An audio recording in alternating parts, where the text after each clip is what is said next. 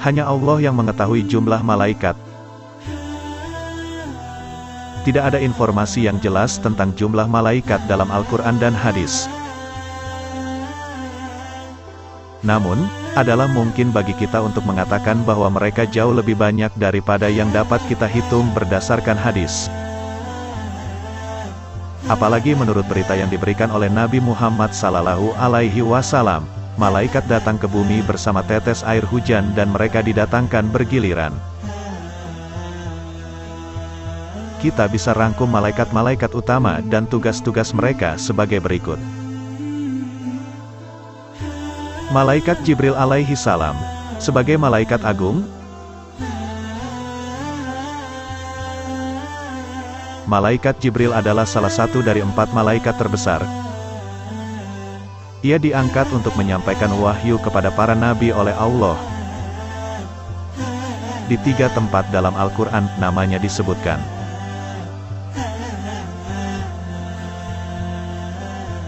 Selain itu, dia disebutkan dalam ayat-ayat sebagai Roh, Rasulun Karim, Ruh Al-Amin dan Ruh Al-Qudus.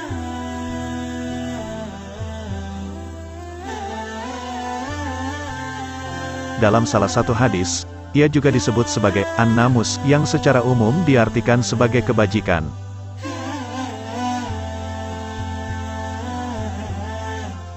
Malaikat Israfil, yaitu malaikat peniup sangkakala. Malaikat yang akan meniup trompet disebut Israfil.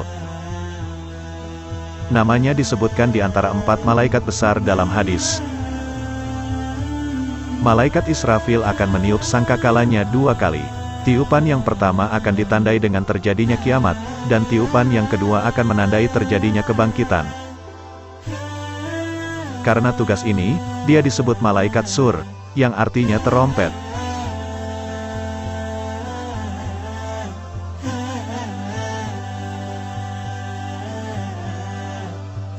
Ketika Nabi Muhammad SAW ditanya tentang sifat terompet, beliau menjawab, itu adalah terompet yang ditiup. Nabi Muhammad SAW mengatakan dalam hadisnya bahwa malaikat Israfil sedang menunggu perintah untuk meniup, sementara dia terus memegang terompetnya. Malaikat Israel, atau yang dikenal sebagai malaikat maut. Tugasnya adalah untuk mencabut nyawa orang-orang yang saat kematiannya telah tiba. Dia disebut sebagai Malakul Maut, yaitu malaikat maut.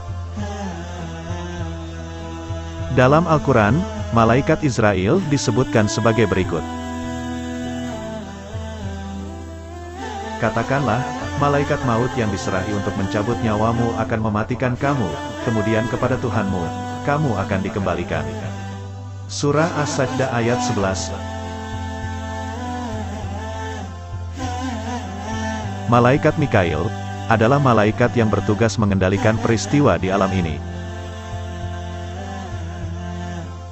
Dia adalah salah satu dari 4 malaikat terbesar dan dia bertanggung jawab atas turunnya hujan, hembusan angin,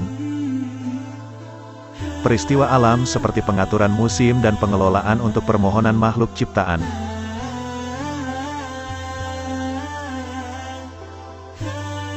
Dia hanya disebutkan di 1 tempat dalam Al-Quran.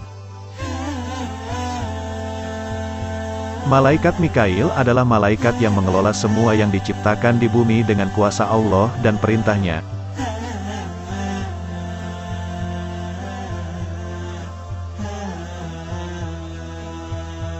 Malaikat Kiraman Katibin. Itu adalah nama-nama malaikat yang menemani di sebelah kanan dan kiri manusia. Malaikat di sebelah kanan bertanggung jawab untuk mencatat semua perbuatan baik, dan malaikat di sebelah kiri bertanggung jawab untuk mencatat semua perbuatan buruk. Para malaikat ini, yang disebut juga sebagai hafazah, akan hadir sebagai saksi atas perbuatan manusia di hari kiamat pada saat mereka dihisab.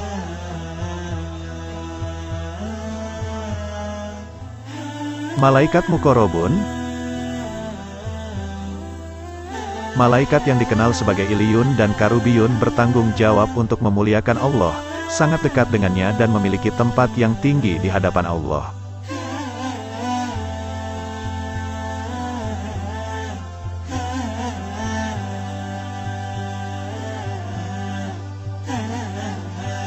Malaikat Hamala, Al-Arsy. Mereka adalah malaikat yang memikul arsy. Itu adalah nama malaikat yang membawa tahta. Mereka disebutkan dalam Al-Quran sebagai berikut. Malaikat-malaikat yang memikul arsy dan malaikat yang berada di sekelilingnya bertasbih memuji Tuhannya, dan mereka beriman kepadanya serta memintakan ampun bagi orang-orang yang beriman. Surah Ghafir ayat 7. Malaikat Munkar dan Nakir. Mereka adalah malaikat yang menanyai manusia setelah dia mati di alam kubur.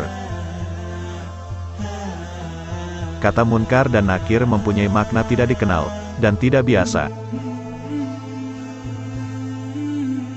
Mereka dipanggil demikian karena mereka mendatangi orang yang sudah mati dengan cara yang belum pernah dilihat sebelumnya.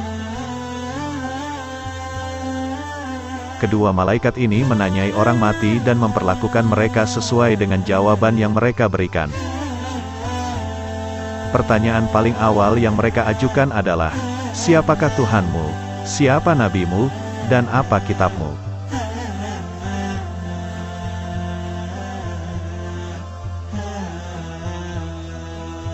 Ada lebih banyak lagi malaikat selain yang disebutkan di sini.